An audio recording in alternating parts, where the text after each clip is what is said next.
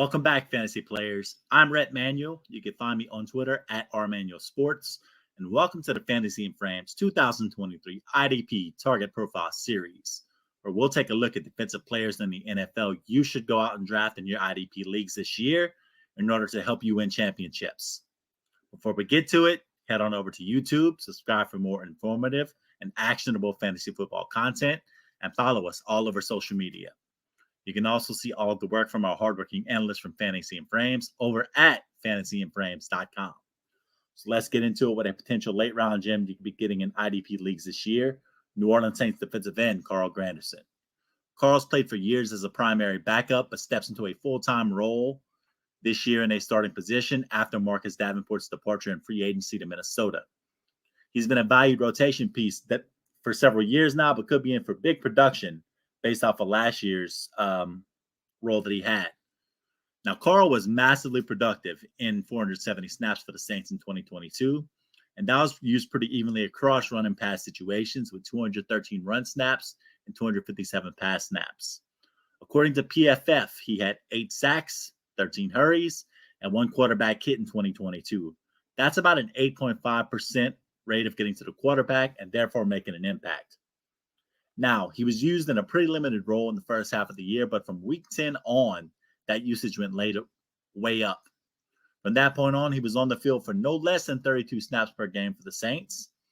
And his defensive grade overall for the year, according to PFF, was 80.4, which if you do that consistently, marks a very consistent player.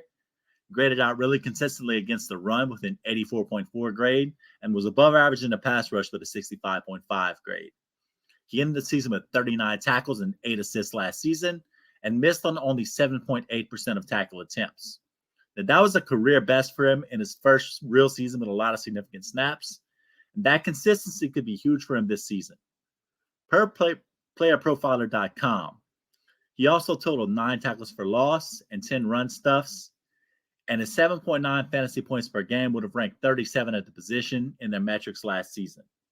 Now, defensive line is a huge upside play in IDP formats, and per Fantasy Pros IDP stats, Granderson scored no less than 8 fantasy points in all games but 2 from week 10 on. Remember, this is when he started playing more.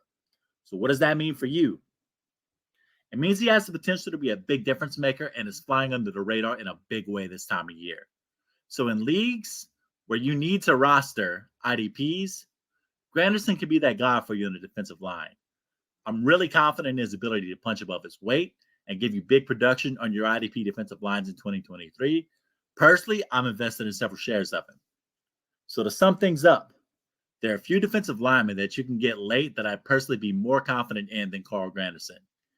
His good rate of getting to the passer, his increased opportunity this year, his 3-down potential, and the production he showed when called upon to play more shows me he has the potential to be a guy that you can rely on. There's a good chance that he's not getting drafted in your leagues right now. So I'd say beat the rush and stash him away on your benches in both your Dynasty and Redraft formats. That could prove to be an extremely smart play. So that does it for this IDP target profile. A reminder to subscribe to our YouTube channel, as well as follow the rest of our content on social media and at FantasyandFrames.com.